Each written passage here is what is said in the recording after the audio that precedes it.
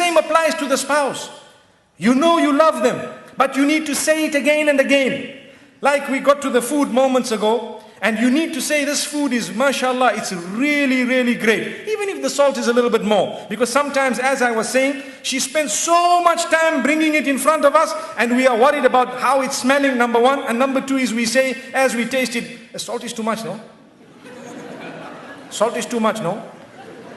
What are you talking about? She just looks at you and her face flops. I've been at it for 3 hours here, 4 hours. I've been busy with this for so many months. And what is she going to say? Next time I'll try a bit better, a bit harder. That's if she's a good woman. If not, she'll say, never going to cook this again. Typical. It's typical. Never going to cook this again. And if you have someone who's very witty, the next time there's salt to be put in, I'll call you to put it. So we need to praise the cooking of our wives. We need to praise their dress code, especially. For example, I can let you know something that has worked for some people. Where you find some women, they don't like to dress appropriately. So the husband sometimes wants to tell them something. There are 2-3 ways of doing it.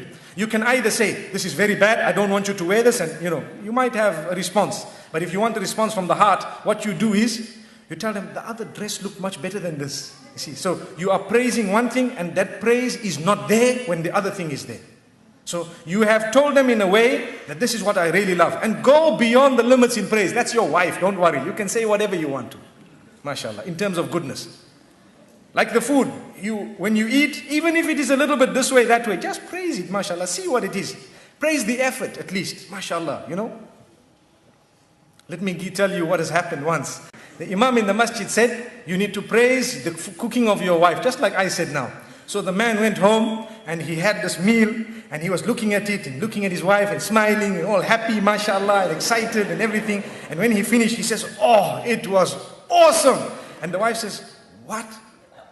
I've been cooking for you for 21 years. You never said that. Today when the food came from the neighbor, you want to say it was awesome.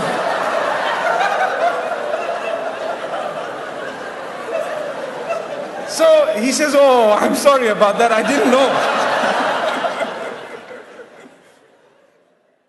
Go home and praise the right people. Say good words to them. It will solve most of your problems. Utter the good words and protect your tongue from saying sweet words to those whom those words are going to pierce their hearts, and they are not going to be able to do anything halal about it. Remember what I've said. What's the point of going to someone whom you know already that you've already got your quota of 4 wives, mashallah. So you're sitting and you're happy. And you go to someone else and you tell them, oh, I love you, you're so beautiful, you're so nice. And oh, wow, nobody's told me that before. Wow, so lovely, and so on.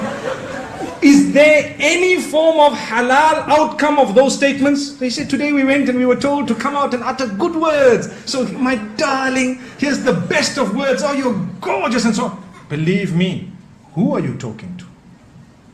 If you are uttering those beautiful words to a person whom they will be processed through in a way that they will want to do something about it which will never be halal, in that case we are sinning. Remember that.